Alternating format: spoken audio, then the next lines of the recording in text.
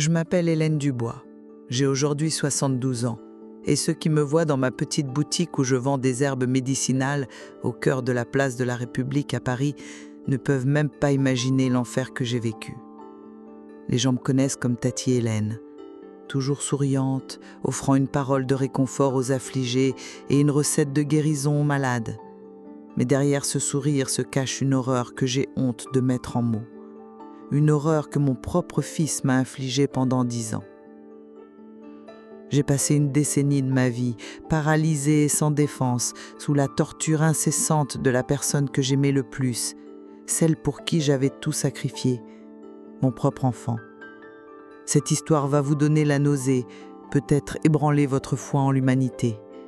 Mais je dois la raconter, car je sais qu'il y a quelque part d'autres femmes condamnées au silence comme moi, et peut-être que mon courage sera pour elles une lueur d'espoir. Ma vie n'a pas toujours été remplie de plantes et de tisanes.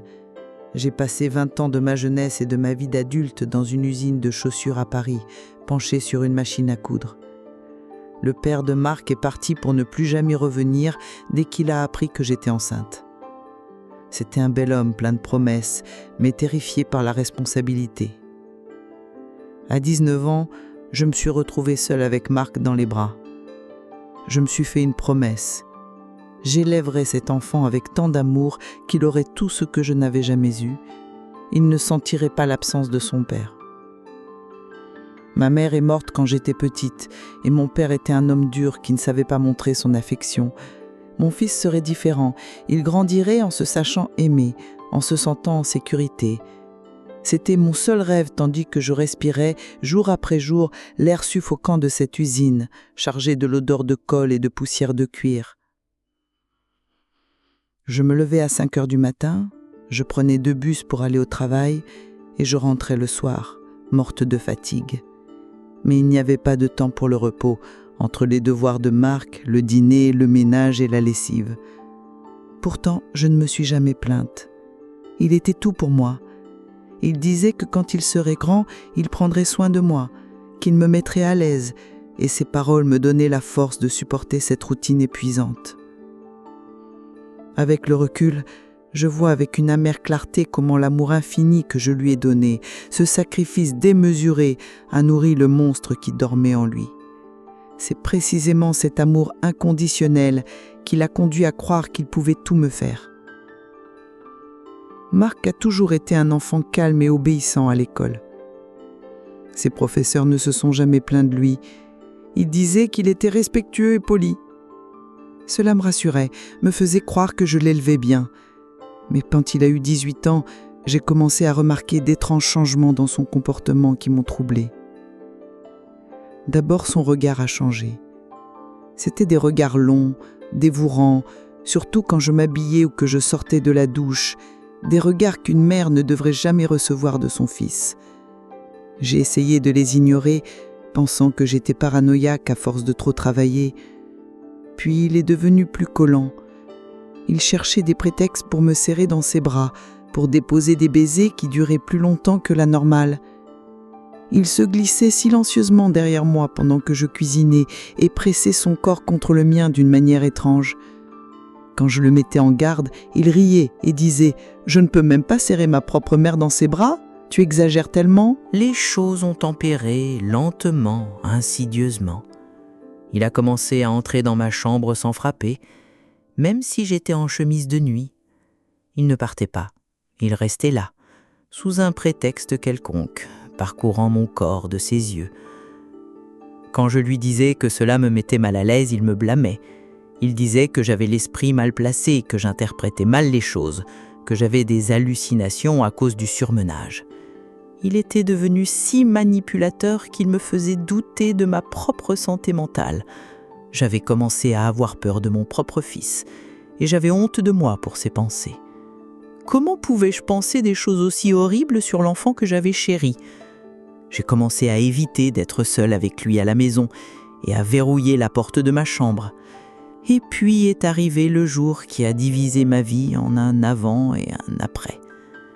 Le 15 mars 1998, un lundi matin ordinaire, à l'usine, alors que je travaillais sur ma machine à coudre, j'ai ressenti une douleur terrible dans la nuque. C'était comme si quelqu'un m'avait frappé la tête avec une masse. Ma vue s'est brouillée, le sol s'est dérobé sous mes pieds et je suis tombé de ma chaise. Quand je me suis réveillé, j'étais dans une chambre d'hôpital. Le médecin a dit que j'avais fait un AVC. Le côté gauche de mon corps était complètement paralysé. Je ne sentais plus et ne pouvais plus bouger mon bras et ma jambe gauche. C'est à ce moment-là que mon enfer personnel a commencé. Marc, qui avait alors 22 ans, a proposé de s'occuper de moi.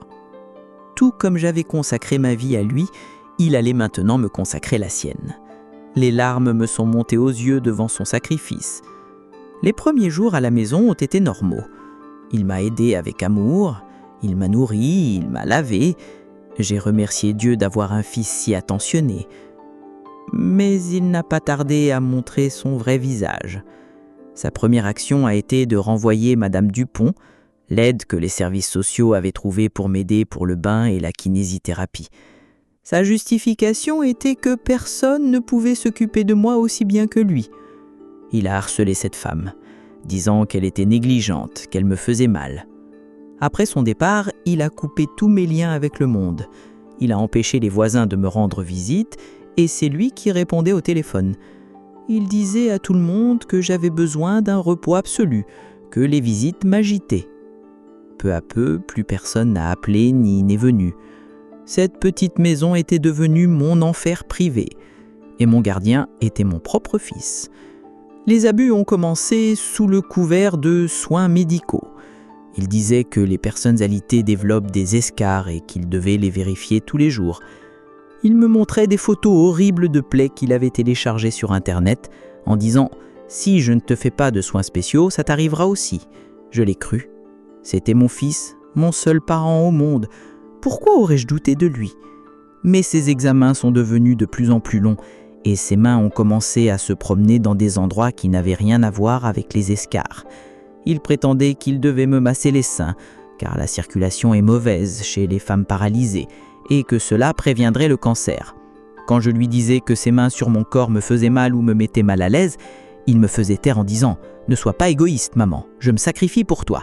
Si tu veux guérir, tu dois participer au traitement. » Face à cette comparaison répugnante, j'étais si désemparé que je ne savais pas quoi faire. La manipulation psychologique était encore pire que l'abus physique.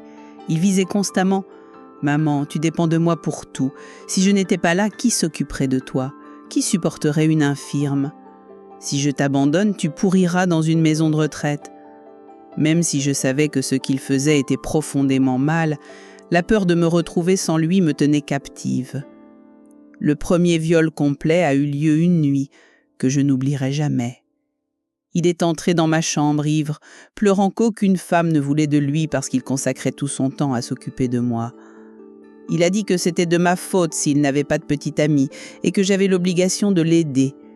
Ce qui s'est passé cette nuit-là hante encore mes cauchemars. Après cette nuit, il a commencé à dire que c'était notre relation spéciale, que j'étais plus qu'une mère pour lui, que la paralysie était un don de Dieu pour nous rapprocher. Sa folie n'avait pas de limite. Cette routine horrible s'est répétée chaque jour, sans exception, pendant 10 longues années. Le matin, contrôle des escarres. L'après-midi, des bains de 2 heures semblables à de la torture, suivis de séances de kinésithérapie qu'il inventait et qui consistaient à me toucher de partout. Et les nuits étaient le pire. Il me violait, disant qu'une femme avec des problèmes neurologiques avait besoin de se détendre. Je soupçonnais qu'il me donnait des médicaments non prescrits pour me rendre plus docile et moins résistante. Après les avoir pris, mon esprit devenait confus et je n'avais même plus la force de crier. Pendant des années, j'ai essayé désespérément d'appeler à l'aide. Quand un voisin passait devant la fenêtre, j'essayais de faire des signes avec mes yeux, de secouer la tête désespérément, mais il était toujours à côté de moi. Une fois, j'ai réussi à prendre secrètement le téléphone et à appeler le SAMU. Mais mon élocution était si pâteuse que l'opératrice n'a pas compris ce que je disais. Quand Marc m'a surprise avec le téléphone, il m'a menacée en disant que si je recommençais, il m'attacherait au lit. Avec le temps, j'ai perdu tout espoir. Il avait parfaitement construit l'image du fils dévoué s'occupant de sa mère malade pour le monde extérieur. Personne ne se doutait de lui. Après 8 ans dans cet enfer, un jour le miracle qui a tout changé s'est produit. Ma voisine d'à côté, Madame Aurore, n'était pas allée travailler ce jour-là parce qu'elle était malade. Je n'en pouvais plus, et alors que Marc me violait, j'ai commencé à crier avec une force que je ne me connaissais pas. « Au secours !» et j'hurlais. Madame Aurore a entendu mes cris à travers le mur mince. Elle m'a raconté plus tard qu'elle n'avait jamais entendu un cri aussi désespéré de sa vie. Quand elle a frappé à la porte, Marc, avec son calme habituel, a dit que je faisais une crise de douleur. Mais Madame Aurore n'a pas été convaincue. Elle a insisté pour me voir et a poussé la porte pour entrer. Elle m'a trouvé au lit, en sueur, avec des marques de mains sur le cou et les yeux rouges d'avoir pleuré. À cet instant, elle a compris que quelque chose n'allait pas du tout et a immédiatement appelé le SAMU. À l'hôpital, le médecin qui m'a examiné a suspecté quelque chose. Malgré les protestations de Marc, il lui a demandé de quitter la caisse et pour la première fois en 8 ans, j'étais seule avec une personne qui pouvait m'aider. Je ne pouvais pas parler, mais le médecin était intelligent. Il m'a posé des questions auxquelles je pouvais répondre par oui ou par non. « Est-ce que c'est quelqu'un de votre famille qui vous fait du mal ?» a-t-il demandé. J'ai hoché la tête pour dire oui. « Est-ce votre fils ?» a-t-il demandé. J'ai confirmé à nouveau. À ce moment-là, tout s'est dénoué. Les travailleurs sociaux et les médecins légistes sont intervenus. Les marques sur mon corps ont confirmé la décennie d'horreur que j'avais décrite. Marc a tout nié jusqu'à la fin, hurlant que j'étais folle, que je le calomniais. Mais les preuves étaient là. Alors qu'il l'emmenait de l'hôpital menotté, j'ai senti le nuage noir qui était en moi depuis des années commencer à se dissiper pour la première fois. Mon salut est venu d'une cousine éloignée de mon père dont j'ignorais même l'existence, Solange. Elle avait entendu parler de l'affaire par une connaissance et m'avait retrouvée. « Je ne peux pas laisser une cousine traverser une telle épreuve seule », a-t-elle dit en m'accueillant chez elle. À cet instant, pour la première fois depuis des années, j'ai pleuré de soulagement. Chez Solange, pour la première fois en 8 ans, j'étais en sécurité. Elle était mon ange. Elle m'emmenait voir une kinésithérapeute et une psychologue. Ma kinésithérapeute, Léa, a juré qu'elle m'aiderait à retrouver ma motricité. La thérapie était difficile, mais un jour, après 3 mois de travail, les doigts de ma main gauche ont légèrement bougé. Ce petit mouvement était pour moi une renaissance. Après des mois de travail acharné, j'ai fait mes premiers pas, bien qu'avec l'aide d'une canne. Pouvoir aller aux toilettes seule après des années, prendre un verre d'eau, c'était pour moi la plus grande victoire du monde. Ma psychologue, la docteure Martin, a guéri mon âme. Elle m'a appris que ce que Marc m'avait fait avait un nom, agression sexuelle, abus sur personnes vulnérables, un crime. Elle m'a aidé à comprendre que ce n'était pas de ma faute, que j'étais une survivante, pas une victime. Quand je me suis remise sur pied, j'ai réfléchi à ce que j'allais faire de ma vie. Les connaissances sur les plantes que j'avais apprises de ma mère me sont revenues à l'esprit. Je me suis inscrite à un cours d'herboristerie et cela m'a ouvert les portes d'un nouveau monde. Peu de temps après, j'ai ouvert une petite boutique de produits naturels dans le centre de Paris. Des herbes médicinales, des tisanes, des pommades que je préparais moi-même. Mon commerce a tellement grandi que j'ai même engagé une assistante. Je suis devenue connue dans la ville comme Hélène la guérisseuse. J'avais transformé la douleur du passé en un but, en soignant les autres. À 68 ans, j'ai même trouvé un merveilleux compagnon de vie, un certain monsieur Bernard, qui m'a approché avec respect et amour. J'ai créé un groupe de soutien pour les femmes qui, comme moi, avaient subi des violences. Ma vie, après tant de ténèbres, avait enfin trouvé la lumière.